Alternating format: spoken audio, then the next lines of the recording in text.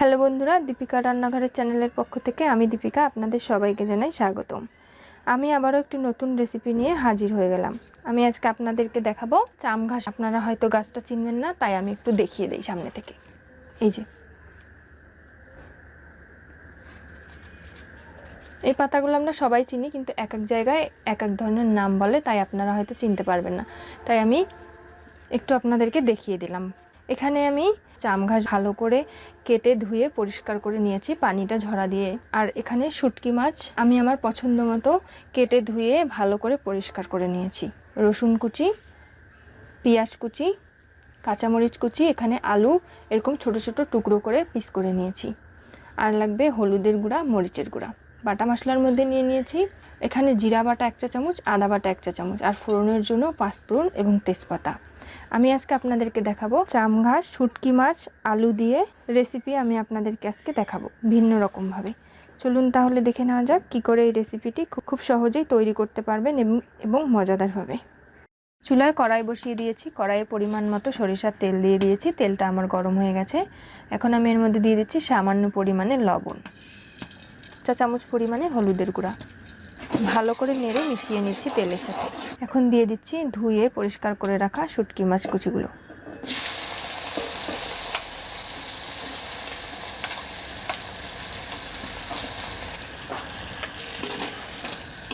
শুটকি মাছগুলো brown colour করে ভেজে নেব। একটু সময় ধরে কাজটা করতে হবে। আমি শুটকি মাছগুলো এপিট ওপিট করে ব্রাউন কালার করে ভেজে নিচ্ছি। মাঝে মাঝে কিন্তু নেড়ে দিচ্ছি, তা না হলে কড়াইয়ের নিচে লেগে যাবে। শুটকি মাছটা ব্রাউন কালার করে ভেজে নেওয়া হয়ে গেছে। এখন আমি আর একটু নেড়ে চেড়ে উঠিয়ে নিচ্ছি তেল ছাড়িয়ে।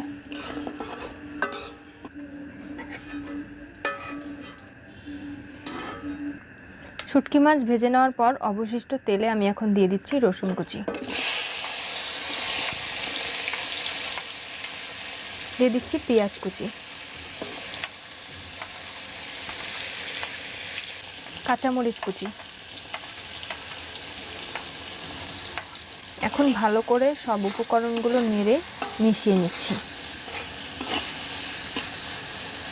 সবগুলো উপকরণ খুব ভালো করে ব্রাউন কালার করে ভেজে নেব। সব উপকরণগুলো ব্রাউন কালার হওয়া পর্যন্ত অপেক্ষা করছি। এখন আমার পেঁয়াজ, রসুন কুচি এবং কাঁচামরিচ কুচিগুলো হালকা ব্রাউন কালার হয়ে গেছে। এখন এই পর্যায়ে আমি দিয়ে দিচ্ছি 3 টুকরা তেজপাতা, আর দিয়ে দিচ্ছি 1 চা চামচ পরিমাণে 5 ফোড়ন।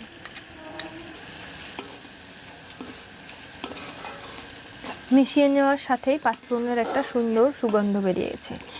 দিয়ে দিচ্ছি 1/2 চা চামচ পরিমাণে হলুদের গুঁড়া, 1 চা চামচ পরিমাণে শুকনো মরিচের গুঁড়া। আপনারা ঝালটা কম বেশি করে নিতে পারবেন।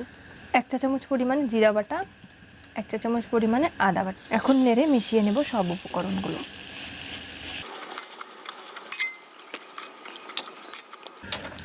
মিশিয়ে নেওয়া হয়ে গেলে এখানে দিয়ে দিচ্ছি টুকরো করে কেটে রাখা আলুগুলো। টুকরো আলুর সাথে আবারও মশলাগুলো মিশিয়ে নিচ্ছি। 1/2 চা চামচ পরিমাণে লবণ দিয়ে দিলাম, কারণ শুটকি মাছ ভাজার সময় আমি লবণ দিয়েছি, তাই লবণটা কিন্তু জেনে বুঝে পরিমাণের উপর নির্ভর করে দেবেন।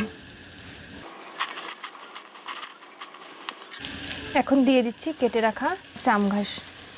অল্প অল্প করে দিয়ে অল্প অল্প করে আলুর সাথে মিশিয়ে নেব।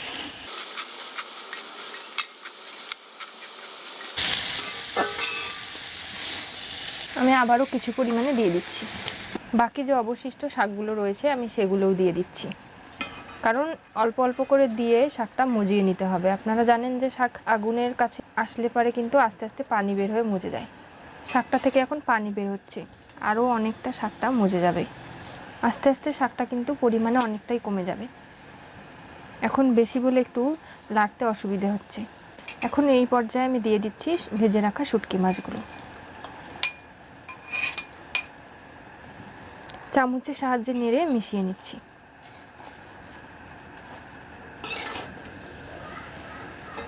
এখন একটা ঢাকনার সাহায্যে ঢেকে দিচ্ছি 2 মিনিটের জন্য।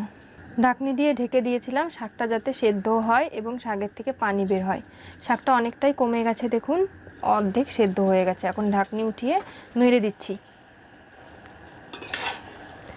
শাক থেকে অনেক পানি বেরিয়েছে, এই পানির মধ্যেই আমরা শাকটাকে সেদ্ধ করে নেব। এখনও সম্পূর্ণ সিদ্ধ হয়নি, আবারও ঢাকনির সাহায্যে ঢেকে দেব। আবারও ঢেকে দিচ্ছি ঢাকনির সাহায্যে। এইভাবেই আমি পুরো শাকটা সিদ্ধ করে নেব। 2 মিনিটের জন্য ঢেকে দিয়েছিলাম, এখন ঢাকনি উঠিয়ে নেড়ে দিচ্ছি। এখনও শাকটা সম্পূর্ণ সিদ্ধ হয়নি, তাই সিদ্ধ না হওয়া পর্যন্ত বারবার করে ঢাকনি দিয়ে ঢেকে দিয়ে সিদ্ধ করে নেব সম্পূর্ণ। এখন দিয়ে দিচ্ছি 1/2 চা চামচ পরিমাণে চিনি।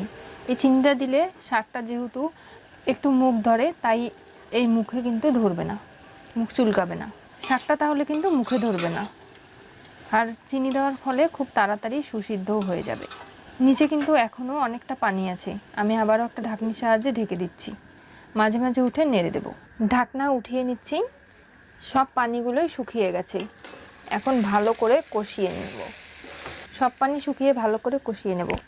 আমি এইভাবে লো জালে 10 মিনিট কষিয়ে নেব। কাজটা খুব ধৈর্য সহকারে করতে হবে, তা না হলে কিন্তু গলায় ধরবে। কষিয়ে নেওয়া হয়ে গেছে, দেখুন আমি অনেক কড়া করে কষিয়ে নিয়েছি। এখন এই অবস্থায় আমি দিয়ে দিচ্ছি 1 কাপ পানি দিলাম প্রথমে, আরও 1 কাপ পানি দিয়ে দিচ্ছি। 2 কাপ পানি দিলাম, কারণ আমি হালকা হালকা রসা রসা রাখবো, কারণ আমার রেসিপিটাই হচ্ছে রসার। এখন ভালো করে নেড়ে মিশিয়ে নিচ্ছি।